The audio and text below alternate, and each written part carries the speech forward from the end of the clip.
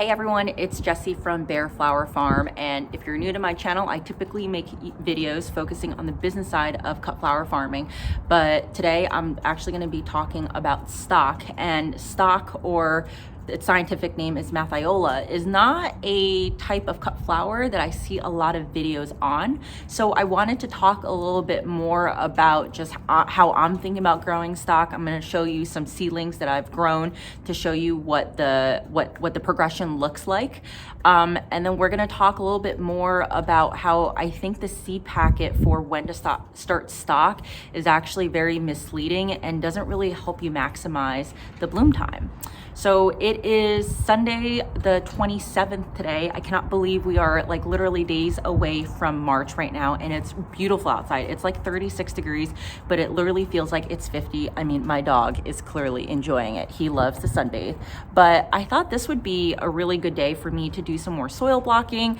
This is actually what my driveway looks like right now. So when it's a nice day, everyone gets the benefit, and they're basically hardening off right now. So I did a shorts before to show that even though it says it's like 32, 36 degrees outside, when you put an infrared thermometer on the surface of the soil blocks, it actually shows up as like high 50s, low 60s. So going off a bit of a tangent here, but let's actually talk a little bit about stock.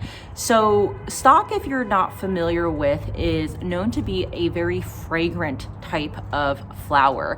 That's actually how I first heard about stock. It's got long stems, it's a beautiful cut flower, but really the most attractive thing about stock is the fact that it has this like kind of like a spicy clovey type of fragrance to it.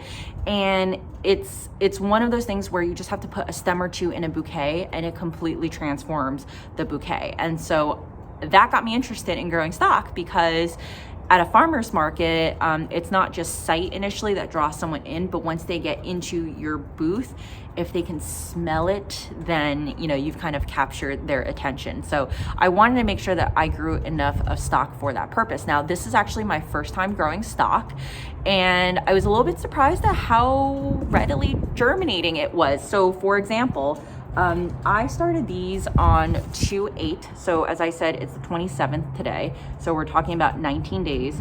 And you can see that basically we have nearly 100% germination. So for every single soil, there's four sets of 20 soil blocks in here. And in a given set of 20, there's really about 1 or 2 blocks that didn't germinate. So I just go back, put a little bit more seed in those blocks just to have full germination. But this one is looking so good. And guess what? They germinated within 2 days, which was insane to me, because the packet is saying basically allow for at least 7 days of germination. So that was a great surprise. And we're going to talk a little bit more about the double versus the single blooming varieties, but I grew iron rose and iron blue. So there's a bunch of different types of cultivars of stock. So you might have heard cat stock. I just talked about iron. I actually recently just bought plugs for column stock, and this is actually something that you want to pay attention to, because for most varieties, or for most plant types, there's a bunch of different cultivars and varieties within them. So for example, like Snapdragon, you've got like Chantilly, you've got Costa, which are earlier season types of Snapdragons, and then you've also got ones like Madame Butterfly or Potomac or Rocket, which are better in warmer temperatures. So the same type of concept also applies to something like stock. And with stock, there are like the iron series is supposed to be a lot earlier blooming, but not just that, they're also supposed to be a lot sturdier in terms of stem length. So in terms of stem strength. So the other thing about iron, though, is that it's supposed to produce slightly smaller stem length, although not super, super small. Like they're still supposed to be more than adequate for cut flower bouquets. But I bought column because column is supposed to flower after stock. So if I want to extend my season of stock, then I need to be thinking about cultivars that are going to be blooming at different times, because a lot of it is dependent on day length as well as temperature. So that is the number one thing that made me think about stock and the instructions behind a seed packet, because I bought Johnny's stock, and if I read on the back of here, it says sow 5 to 6 weeks before the last frost. Now 5 to 6 weeks before my last frost is like end of April, early May. In New Jersey, they typically say, wait until Mother's Day. So Mother's Day is the 9th, and let's just say that my last frost is gonna be early May. That basically means that I'm starting my stock in early April. And I think that's too late, because stock is one of those plants that needs temperatures of 60 degrees or under in order for it to flower. And this is why sometimes when you're only considering your zone to go off of for starting seed, I think it gets a little bit tricky, because not all zones are created equal. I feel like where I live right now in zone 6B in New Jersey, I get a very quick spring. Most people probably feel this way, but I feel like maybe I get 2 weeks of spring where I go from temperatures of like 30, 40, and then I get this like gorgeous 50s, 60s for 2 weeks, and bam, we're like in the heat of the summer.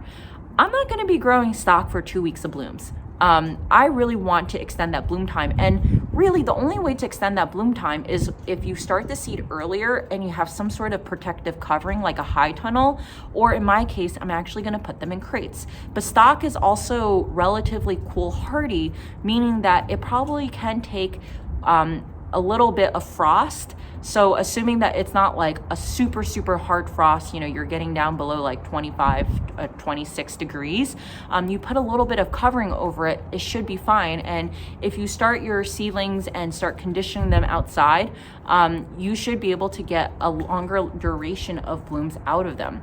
And basically my takeaway at the end of the day is, if you're gonna start stock 5 weeks before your last frost, and you're gonna have a nice long spring of temperatures in the 50s and 60s, like by all means you should have a fabulous crop. And there are certainly some parts of the country that benefit from a more temperate type of climate. But if you live in a place like me where most other people get long seasons of hot and cold weather but not as much spring, then you definitely want to reconsider starting your stock a little bit earlier. So I mentioned before that I started a few trays of stock. So this is the earliest stock that I started on 2/10, and I'm sorry, 2/8, and the true leaves are starting to come out. So I'll show you a little bit closer. You can see that especially in the iron rose, there's a lot of true leaves, and for the iron blue, some of the true leaves are starting to come out, and some of them are actually also pretty big too. What I found with stock was that fertilizing them a little bit earlier is actually better, because the true leaves on these really didn't start popping out until 2 weeks later. And I have another set of stock that I started on the 12th, so 4 days later, and I started fertilizing these earlier, and the true leaves basically came out a little bit earlier because of that. So, in some ways, I would say that even though this was started 4 days before this tray, this stock has more or less caught up to this because I fertilized this a little bit earlier. So that was one of the main takeaways for me, which was fertilize basically 2-3 days after you see the seed leaves or the cotyledons appear. I also did another sowing a couple of days later. So this is 2/13, and you can see that these seedlings are smaller here. Now, what I noticed was that iron rose literally germinated within 2 days. Iron blue took another 2 more days. So it took like 4 or 5 days to fully germinate. So that is also the reason why there's a slight difference in terms of the size of the seedlings. So it goes to tell you that even though they're the same cultivar, like they're both iron, the colors are actually going to make a difference in terms of germination time. And I do record all that down because I want to know, basically like how long does it take for me to germinate something? How long does it need to be on a heat map? Should I put them within the same tray? So what I've started doing is I've started grouping things that take a little bit longer to germinate together and things that don't take as long to germinate in the same one. So in this case, I actually split up the iron stock and the iron rose into different trays based off of just prior experience with how other types of seeds sprout in terms of time. Today, or actually before we get to today, on the 20th, which is 7 days ago, a week ago, I germinated some more iron rose. So you can see that for a week, you are basically looking at, just the seed leaves type of stage. And at this point, I will start fertilizing probably around tomorrow for these seedlings. So that's that. And then today, I'm doing a lot of stock. Today I did another 80 more stock, and I did put the iron rose and the iron blue together just because, even though they're going to germinate at different rates, they'll be on the heat mat together. And then once the blue starts germinating, I'm actually going to take the blue off of the heat mat and basically just keep this side on the heat mat. So I did notice that when they are on the heat mat, so they should be germinating at a temperature, I think it's like 65 to 70 degrees.